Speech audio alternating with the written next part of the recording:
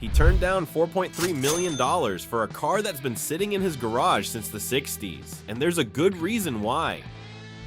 Clint Eastwood's garage is a vault for classic cars, but at number 1, we'll reveal the most jaw-dropping car in his collection. And it's not what you'd expect. Stick around to explore the rarest, most expensive cars in Clint Eastwood's garage. 1960 Jaguar XK150 Roadster.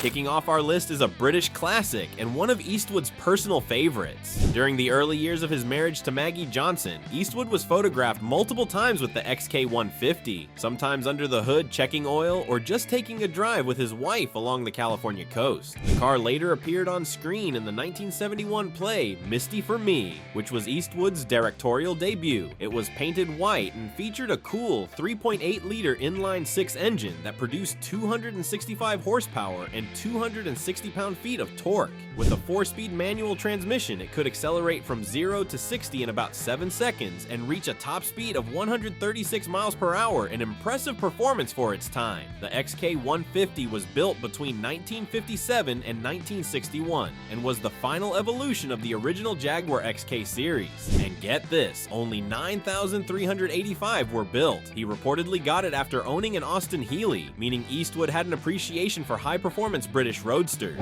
Next up is a wagon that many would underestimate, but it's a pure menace on the road. 9. 1966 Morris Mini Countryman Cooper S. What do you do when you really love rally cars but need something a little more versatile? If you were Eastwood in 1966, you'd have bought the most obscure performance wagon England ever built, the Morris Mini Countryman Cooper S. This wasn't just your regular Mini. In fact, it wasn't even just a Cooper. This was Cooper S Traveler, an extended 2-door estate with rear barn doors and motorsport inspired, and only 6 were ever made.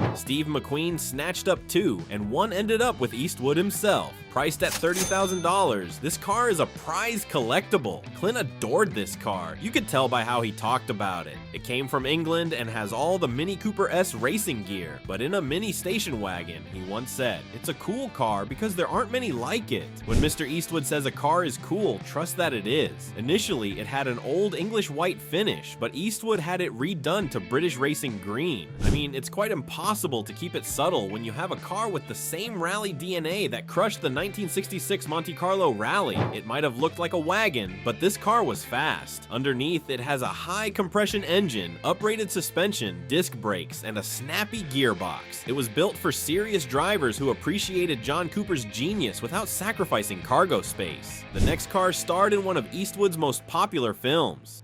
8. 1972 Ford Gran Torino Sport.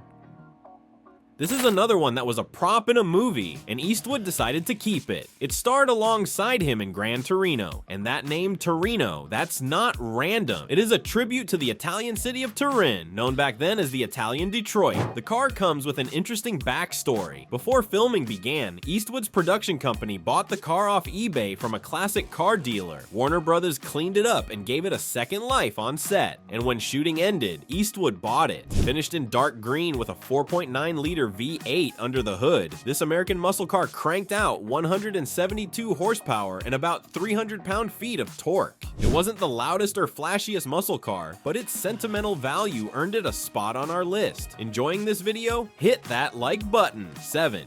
1974 Ferrari 365 GT4 Berlinetta Boxer. The Berlinetta Boxer was Ferrari's rebellion against tradition. No front engine, no soft lines, just race spec, sharp wedge styling, and an engine so low it could scrape the road. And get this, they weren't even sold in America at first. You had to import them, and Eastwood did. Eventually, the car left his hands, floated through Japan, and resurfaced back in the US decades later, with documentation tying it to Eastwood. This car is a collector's dream, and let me tell you why. Only 387 were ever made, and get this, it was the first mid-engine flat 12 road car that Maranello had ever made. Under the hood, a 4.4-liter flat 12 engine cranking out 380 horsepower and achieving top speeds of 188 miles per hour. In the 70s, this was easily the fastest production car on the planet, and get this, Eastwood customized his. He reportedly had a Targa-style roof conversion done, a rare mod that made his BB one of one. Next up is car that every celebrity was fighting over in the 60s. 6. 1964 Ferrari 250 GT Luso. This is not just any Ferrari, it's the last 250 GT Luso ever made, and it was a ride once sought after by Steve McQueen himself. Eastwood bought in 1970 for $155,000, a pretty serious sum back then. Today, expect no less than $3.5 million. This Luso isn't just sleek, it's rare. Only 351 units were built between 1962 and 1964. Under the hood sits a 3-liter Colombo V12, delivering around 240 horsepower, enough to reach 60 miles per hour in about 7 seconds and claim a top speed of nearly 150 miles per hour on its lineage. This specific Luso was reportedly commissioned by Roberto Rossellini, passed on to Eastwood, and once passed through the hands of Steve McQueen and Eric Clapton. In the interior is operatic leather luxury with every stitch. And get this, it's no race car, but it appeared in a few motorsport events from 1964 to 1965, proving it's a fast car in all respects. Next up is one of the fastest, rarest SUVs of its era, one that surpassed most supercars of the 90s. 1992 GMC Typhoon. Meet the GMC Typhoon, a turbocharged all-wheel drive SUV that embarrassed Ferraris in the early 90s. And for Eastwood, this is like a tattoo. He got several of them. It was manufactured for just 2 years, but not because it couldn't perform. The GMC could reach 60 miles per hour in a blistering 5.3 seconds and quarter mile in 14.1 seconds at 95 miles per hour. Yeah, this car was right up there with Corvettes and Ferraris of the time. This was not your typical SUV. It has a lowered body, flared body kit, and self-leveling rear suspension. Not to forget the rare colorways. Forest green metallic and red/gray were rare in those days. Eastwood drove this car publicly for a year. In a hilarious moment with the LA Times, he muttered "son of a gun," pointing to a scratch above the grille. The enthusiasts call this a super SUV, the first of its kind, and just 4,697 were ever made. Today you can expect to part with $10,000 to $60,000 depending on its condition. 1977 Pontiac Special Edition Trans Am complete with the legendary gold screaming chicken across the hood. Eastwood's 1977 Trans Am was personally delivered from Saray Pontiac in Salinas, California in the summer of 1977. Eastwood starred in Thunderbolt and Lightfoot in 1974. Yes, the white 1973 Trans Am was Eastwood's, which he later upgraded to this 1977 Special Edition. Only a handful of these special editions were rolled out, many featuring the gilded Firebird logo, and they were not cheap, about $71,500 at the time. Today, don't even think about it. Next up is the car he owned when he was starting up in Hollywood. 1955 Cadillac Elorado Series 62, convertible before the Ferraris, the muscle cars, and even before Eastwood became a global icon. He had the 1955 Eldorado. Eastwood bought this car 2 years after marrying Maggie Johnson in 1955 for around $6,286.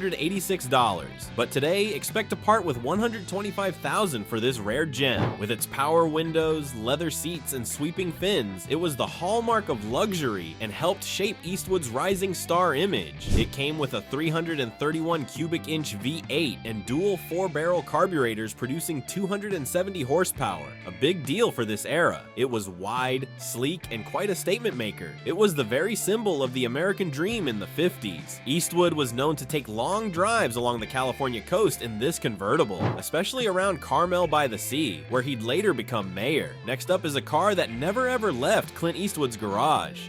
1964 Shelby Cobra 289 Competition.